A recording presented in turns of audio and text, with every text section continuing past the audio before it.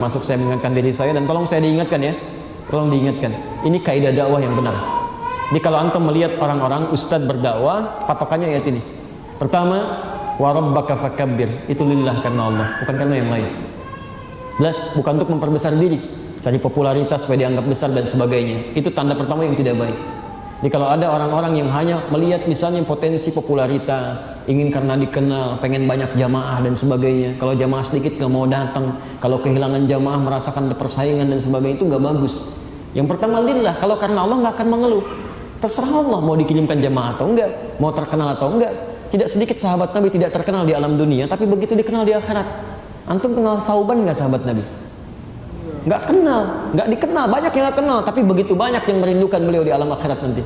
Masya Allah, Uwais Al-Qarni nggak ada di zaman Nabi dan kelihatan melihat Nabi, tidak. Di zaman Nabi hidup, cuman tidak pernah melihat Nabi, tapi penghuni langit dan bumi, penghuni langit itu begitu merindukan Uwais Al-Qarni. Dibandingkan dengan Abu Bakar misalnya, ya, yang jelas sahabat mulia dan tidak sebanding dengan kita. Tapi maksud saya, banyak orang yang tidak dikenal dalam kehidupan dunia, tapi mulia dalam kehidupan akhirat. Wathiyabaka fatahhir, bajunya perbaiki, penampilan bagusin. Jangan sampai mau taklim, pakaian mengkhawatirkan, Masya Allah, peci terbalik begini gitu kan, datang dalam keadaan sayup-sayup, orang juga kasihan melihatnya. Ya, waruzza fahjur, hindarkan kata-kata yang kotor, yang tidak bermanfaat, yang banyak ketawa, yang tidak ada maksudnya kemana, kemudian kata-kata yang jorok dan sebagainya. Kalau antum menemukan orang-orang dengan kata-kata seperti ini, termasuk mencela dan sebagainya, nggak ada faedah di situ. Ya, kata Imam An-Nawawi, itu tidak ada faedahnya di situ, nggak ada faedahnya. Lebih baik antum tunaikan amalan-amalan yang lainnya. Ya, wala tamnun tastakfir. Dan jangan sampai punya niat mengajar untuk mendapatkan yang lebih banyak dari itu, urusan dunia. Bahasa singkatnya materi lah, ya. Ngajar supaya tarifnya dapat sekian, sampai dihitung. Oh, ini tempatnya amplopnya sekian, yang ini amplopnya sekian, ini isinya sekian. Dari situ dia mulai pilih-pilih.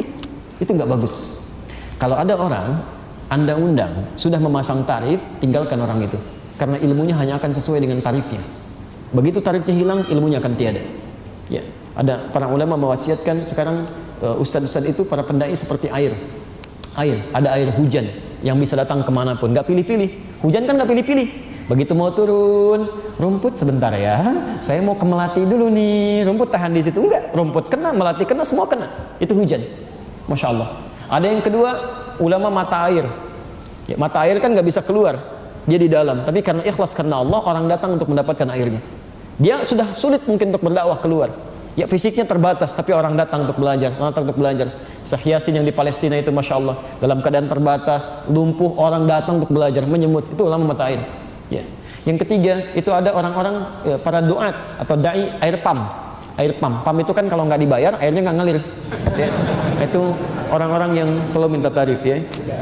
Dan yang keempat, ulama air kotor, air keruh. Ya, belum apa-apa, sudah kotornya itu sudah nggak baik. Ya, baik.